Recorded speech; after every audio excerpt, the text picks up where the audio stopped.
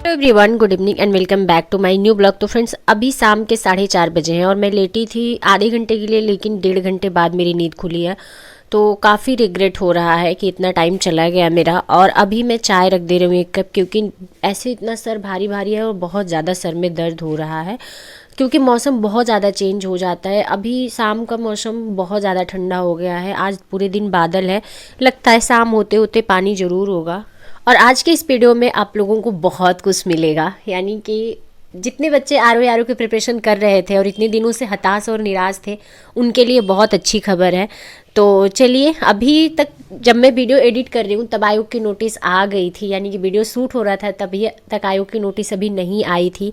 ये वीडियो शाम 4:30 बजे स्टार्ट हुई थी और आयोग का नोटिस जो आया था वो 6 बजे आया था शाम को। तो अभी तक मैं भी बिल्कुल बेखबर थी, लेकिन वीडियो एडिट करते समय काफ़ी खुशी है। और अभी रात के 2 बज रहे हैं, इस टाइम पे मैं वीडियो एडिट कर रही हूँ। इतने टाइम पे मुझे बिल्कुल भी बोलने का मन नहीं करता है, मन करता है कि बस सो जाए, क्योंकि पूरे दिन की स्टडी के बाद इतनी ज़्यादा थकान हो जाती है कि सोने से जस्ट पहले वीडियो एडिट करने का मन नहीं करता है। लेकिन मेरा अब जो शेड्यूल में होगा वो यही टाइम होगा और इसी टाइम पे मैं अपनी वीडियो एडिट किया करूँगी। और बहुत सारे एस्पिरेंट के मैं इंटरव्यू देखती हूँ, जो सिलेक्टेड कैंडिडेट हैं उनकी बात मैं कर रही हूँ, तो वो लोग कहते हैं कि आप लूसेंट रखो। लूसेंट मैं भी रखती हूँ, लेकिन मॉडर्न हिस्ट्री की क्लास आप लोगों के साथ पहले भी मैंने शेयर किया है कि हमारा कंप्लीट हो चुका है। तो मैंने सोचा कि क्यों ना एक बार लूसेंट का मॉडर्न हिस्ट्री वाला पार्ट देख लिया जाए कि वो कैसा है कैसा नहीं है। तो वो काफ़ी फैक्ट है, और इतना फैक्ट है कि आप अगर उसको पढ़ेंगे तो काफ़ी क्वेश्चन आपके छूट जाएंगे, नहीं यहाँ से कंप्लीट होंगे। तो पूरी तरीके से एनालिसिस के साथ मैं कहती हूँ आप लोगों को लूसेंट पे निर्भर मत रहिएगा। लूसेंट इतना ज़्यादा फैक्ट पूछ लेता है कि उसका कोई मतलब नहीं निकलता है। और मैं अपना पेपर एनालिसिस की, क्योंकि पेपर में बहुत सारे ऐसे इस बार क्वेश्चंस थे जो हम लोगों को नहीं पढ़ाए गए थे पहले। तो उन सारे टॉपिक्स को हमने यहाँ पे नोट किया, और उन सारे टॉपिक्स को नोट करने के बाद एक अलग से मेरी लिस्ट बन के तैयार हो गई है, जो जो मुझे अलग से पढ़ने पड़ेंगे। क्योंकि कोई भी कोचिंग वाला हो, जो प्रीवियस ईयर होता है उसी को बेस बना के पढ़ाते हैं। तो जो भी हम लोगों को पहले मटेरियल दिए गए थे या पढ़ाए गए थे, उनमें से बहुत सारे ऐसे आपके पॉइंट्स हैं जो नहीं कवर हो पाए थे। इस बार का जो क्वेश्चन पेपर था वो काफ़ी टफ आ गया था, थोड़ा बहुत पार्ट अगर उठा लिया जाए तो।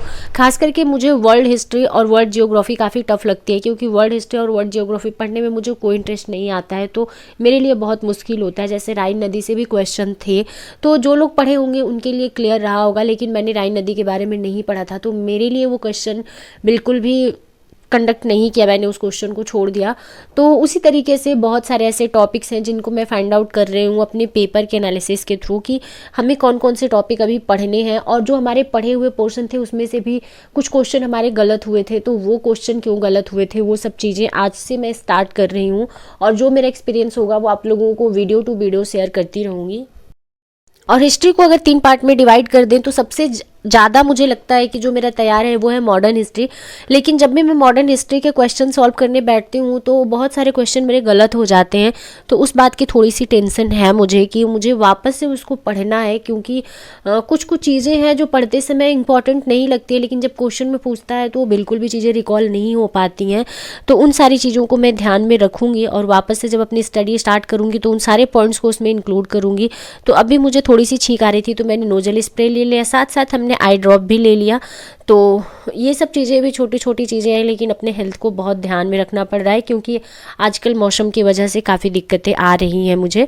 तो जितने पॉइंट्स हमारे छूट गए हैं उन सारे पॉइंट्स को बहुत अच्छे से क्लियर करना है। और जो रिवीजन के लिए मैं बार बार कहती हूँ कि जितने टाइम आप स्टडी करते हैं उसका 5 गुना आप रिवीजन पे दीजिए, क्योंकि रिवीजन ही है जो आपको स्ट्रॉन्ग बनाता है, रिवीजन ही है जो आपके पॉइंट टू पॉइंट को क्लियर करता है। क्योंकि आप पढ़ते समय उतनी चीज़ों को ध्यान नहीं दे पाते जितना रिवीजन में आपको ध्यान देना पड़ता है। और रिवीजन के बाद भी जब आप प्रैक्टिस करते हैं तो प्रैक्टिस में बहुत सारे ऐसे पॉइंट्स होते हैं जो आपकी नज़रों के सामने से तो गुजरे हैं लेकिन माइंड में हिट नहीं किए हैं, तो वो क्वेश्चन नहीं बन पाते हैं। तो आपको पता लगता है कि अरे यहाँ से मेरा क्वेश्चन छूट रहा है।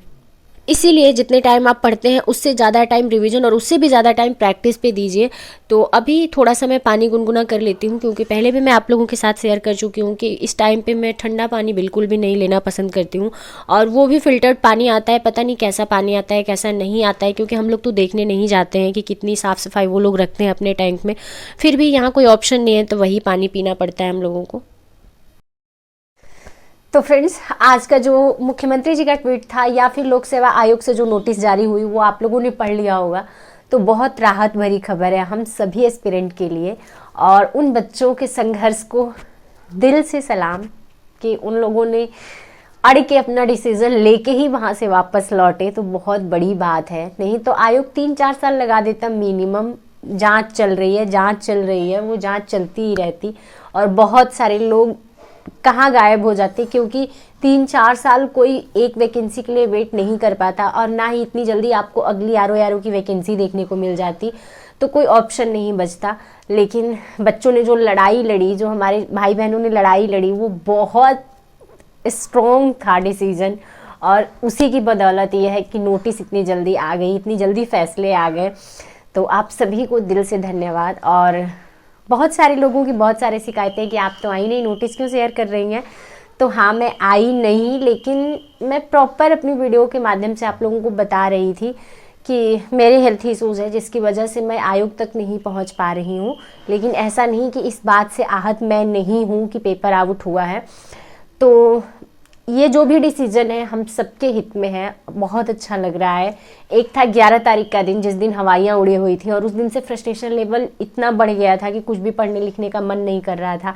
और एक है आज का दिन, वापस से वही जोश भर गया है, और वापस से लग रहा है कि नहीं, हम अपनी मंजिल को पाने के लिए जितनी मेहनत कर सकते हैं करेंगे, क्योंकि हम लोगों के पास इसके अलावा और कुछ नहीं है। तो बस लग जाइए आप लोग भी अपनी स्टडी में। और अभी डेट कंफर्म नहीं है, अमर उजाला में जो डेट आई है वो 6 मई की डेट आई है। अलग अलग लोग अलग अलग तरीके से एग्जाम की डेट बता रहे हैं, तो इस वजह से अभी कंफर्म डेट नहीं है। तो जब तक आयोग की कोई नोटिस नहीं आ जाती है तब तक डेट मैं नहीं आप लोगों के साथ शेयर कर सकती हूँ।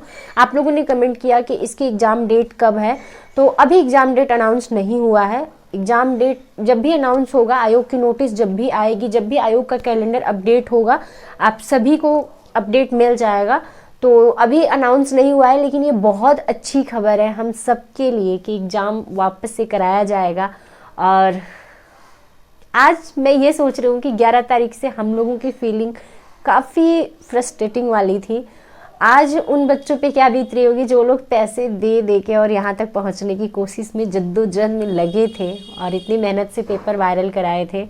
आज वो लोग क्या सोच रहे होंगे, क्योंकि जिस पीड़ा से हम लोग गुजर रहे थे कोई रास्ता नहीं नज़र आ रहा था। बहुत मुश्किल हो रहा था अपने आप को संभालना, लेकिन जो होता है अच्छे के लिए होता है।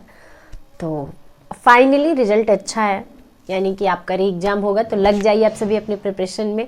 और अगर आप न्यू स्टार्ट करना चाहते हैं तो भी आपके लिए एक सुनहरा मौका है। बहुत सारे ऐसे हमारे साथ के खुद बच्चे हैं जो पेपर नहीं दे पाए थे सिर्फ इस रीज़न से कि उनको टाइम बहुत कम मिल पाया था प्रिपरेशन करने का, क्योंकि वो काफ़ी लेट अवेयर हुए थे इस एग्ज़ाम के लिए और उनके पास टाइम नहीं था कि वो प्रिपेयर कर पाए, क्योंकि इसका जीएस का सिलेबस जो है वो काफ़ी ब्रॉड है। तो अगर आप लोगों ने फर्स्ट अपॉर्चुनिटी मिस कर दी थी तो आप लोगों को भी एक सेकंड चांस मिल रहा है। तो बिल्कुल आप अपने प्रिपरेशन में लग जाइए, और बस आयोग की जब भी नोटिस आएगी वो अपडेट कर दिया जाएगा। तो चलिए आगे अपनी स्टडी को कंटिन्यू करते हैं। और हम भी बहुत खुश हैं, बहुत ज़्यादा खुश हैं, क्योंकि कुछ नहीं समझ आ रहा था कि अगर इस तरीके से पैटर्न चलना शुरू हो गया और ये एग्ज़ाम अगर कैंसिल नहीं हुआ होता तो जो पेपर आउट कराने वालों का मन है वो इतना ज़्यादा पुख्ता हो जाता ना कि वो कोई भी एग्ज़ाम हो पेपर तो वायरल होता ही, कोई भी एग्ज़ाम हो पेपर लीक होता ही, आप कुछ नहीं कर सकते थे। लेकिन ये मिसाल कायम हुई है अपने आप में कि एक महीने में 2 कॉम्पिटिटिव एग्ज़ाम के पेपर आउट हुए और दोनों कैंसिल हुए।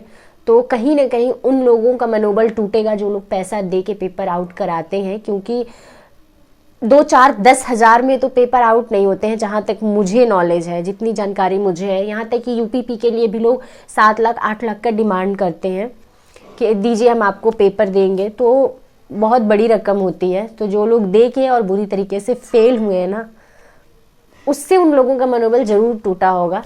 तो उम्मीद करते हैं कि आप सब अपनी पढ़ाई में अब लग जाएंगे और हम भी अपनी स्टडी अब स्टार्ट करते हैं पूरे जोश के साथ। तो चलिए, और हिस्ट्री का जो फर्स्ट पार्ट है यानी कि आपकी एंशिएंट वाली, वो मेरी थोड़ी सी वीक है। तो मैं सोच रही हूँ कि इस बार जब मैं अपनी स्टडी स्टार्ट करूँ आरओ के लिए तो सबसे पहले एंशिएंट हिस्ट्री से ही स्टार्ट करूँ, क्योंकि हिस्ट्री वाले पोर्शन से क्वेश्चन आप लोग भी देखे थे, काफ़ी अच्छा खासा क्वेश्चन था।